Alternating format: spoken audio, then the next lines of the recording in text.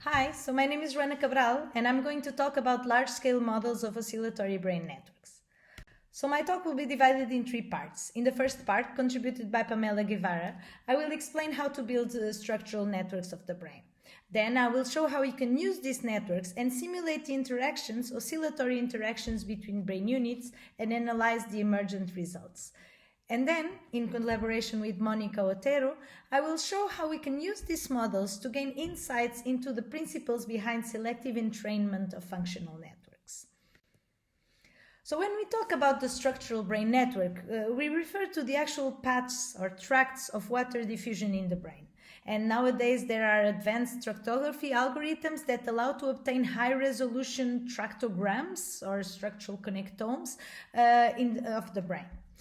So for the models, we typically use a cortical parcellation that divides the brain into a reduced number of brain areas, say 100, and then we count the number of fibers or of fiber tracts that were detected between each pair of brain areas. And this is done usually at the individual subject level and then averaged across subjects in order to obtain a representative structural network.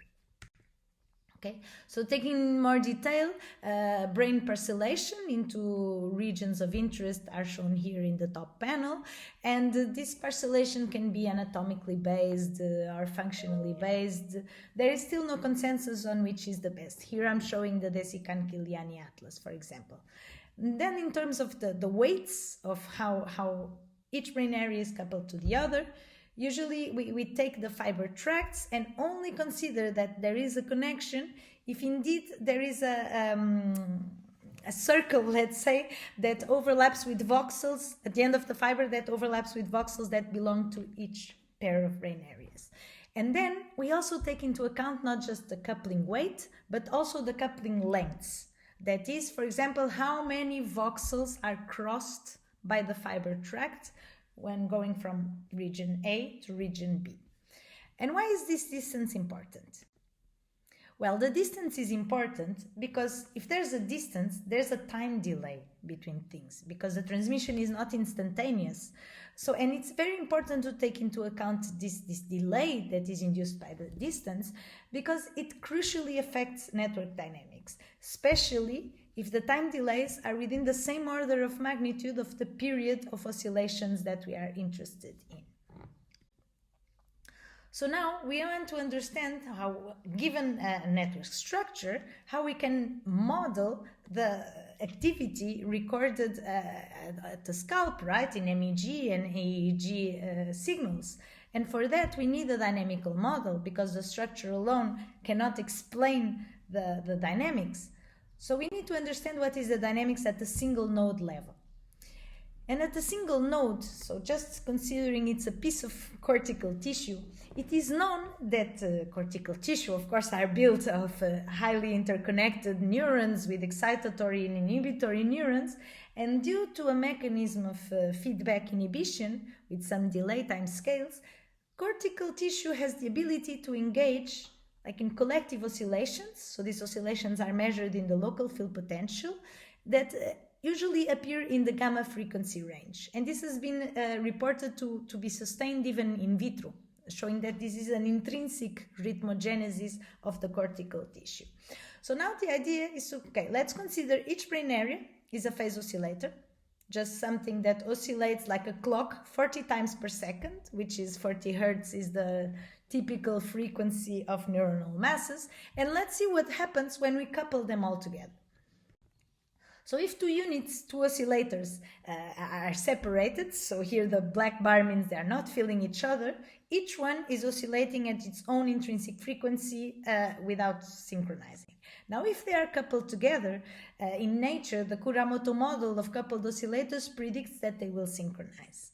And the Kuramoto model basically says that the phase of a given signal n depends on its own natural frequency, right, plus an interaction term. So it is not fully isolated. It depends on the activity of the others that it's feeling. That this is scaled by a global coupling strength that can range from 0 if nothing is coupled until infinity. And then there is a local structural connectivity. So here is what we weight by the number of fibers between units. And then we see that the system naturally synchronizes. But what happens if there are time delays? If there is a conduction delay, you saw that the oscillators suddenly become oscillating slower. I did this on purpose to give you the intuition of what is happening in reality. So synchronization with time delays occurs at a reduced collective frequency. And this frequency is more and more slower, so the larger the delay, or the larger the number of units synchronizing together, this collective frequency becomes slower and slower. Okay? So for example, if you have multiple units and everything synchronizes together, this frequency of collective synchronization depends on the size of the system, so how many units are coupled, the speed at which the signal propagates, let's say the time delay, and the coupling strength K. Okay, so this is relevant for systems with a large number of connections and large number of units.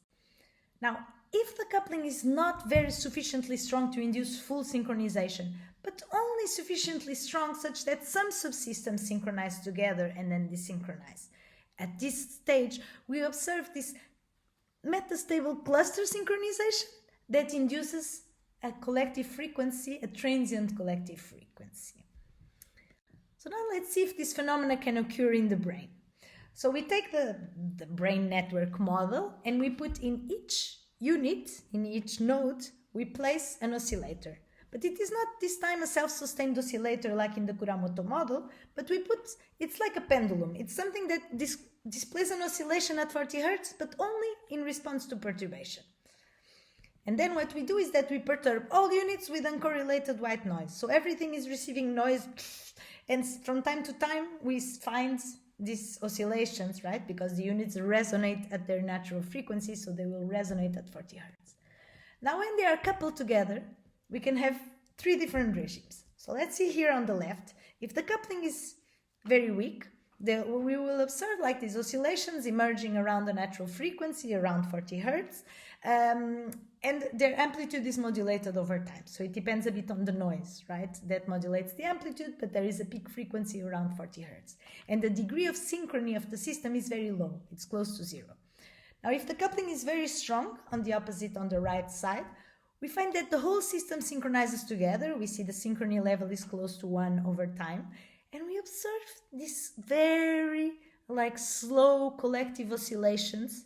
Here they are peaking at 2.5 Hz. So we only put 40 Hz and time delays, right? And then we couple very strong, and we observe that when we couple very strong, there are these very ultra slow waves that appear.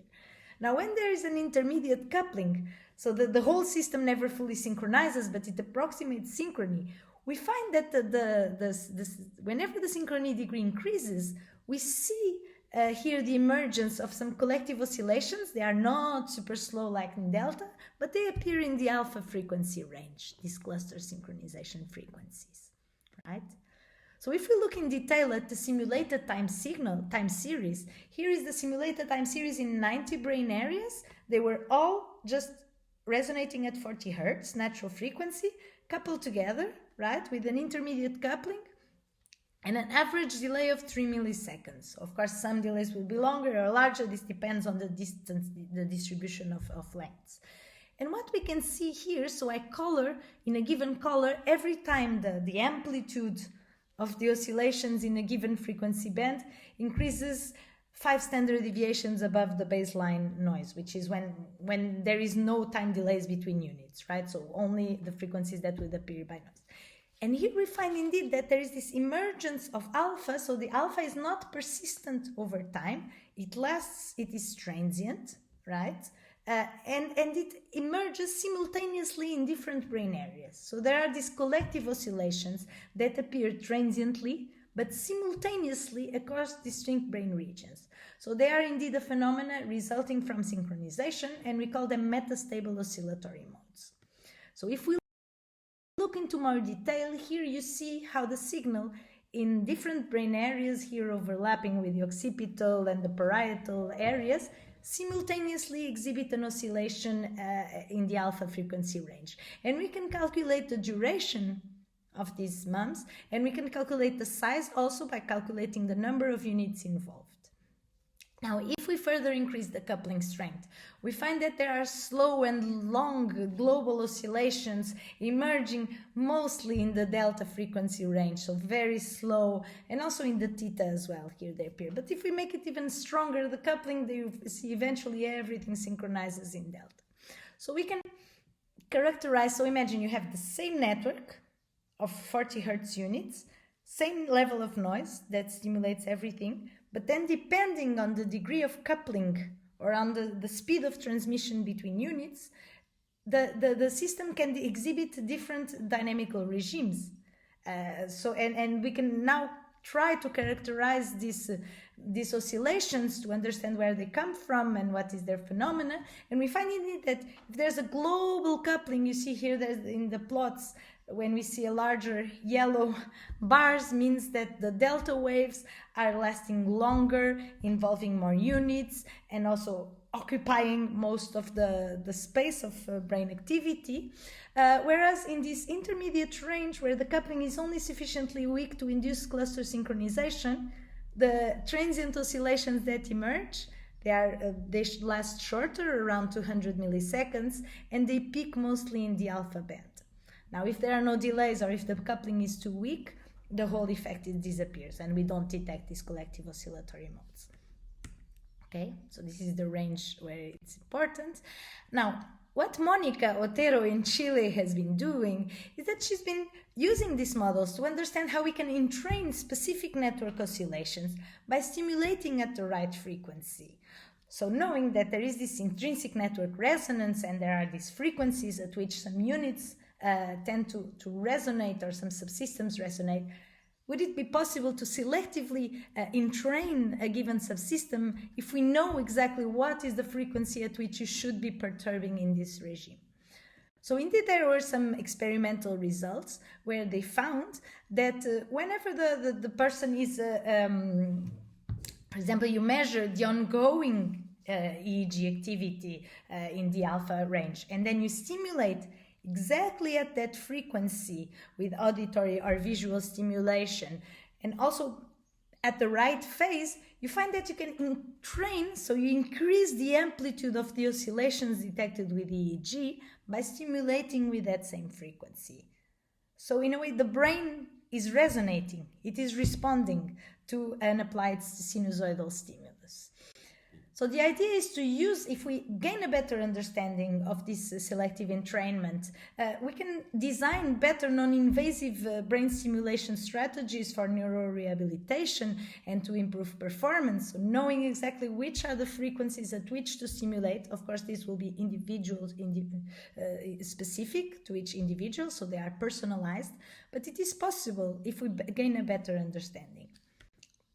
So overall, the take-home message is that, of course, all models are wrong, and this doesn't aim to be the perfect model of the brain, but it is useful in the sense that it is simple and it can serve to investigate how these neuronal networks or collective oscillations, let's say, can be modulated through entrainment without going into the detailed biophysical realism of neuronal models.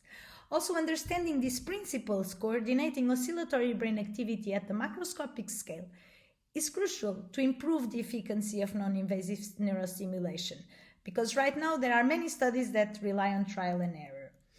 Ultimately, what I want also to stress is that we need more personalized strategies to design in order to restore sensory or cognitive performance that is disrupted in neurological and psychiatric disorders, because there is a lot of variability in the outcomes. And this is also something that the models may be able to address. Okay, so overall, thank you for your attention. I would also like to invite you to come to my posters that I will be presenting this week. I'm also, I have a Twitter account if you want to follow me, and please feel free to contact me if you need some codes or scripts. The Francesca Castaldo will be presenting this model in more detail on Wednesday and Thursday at her poster, so please feel free to come, and thank you all for your attention.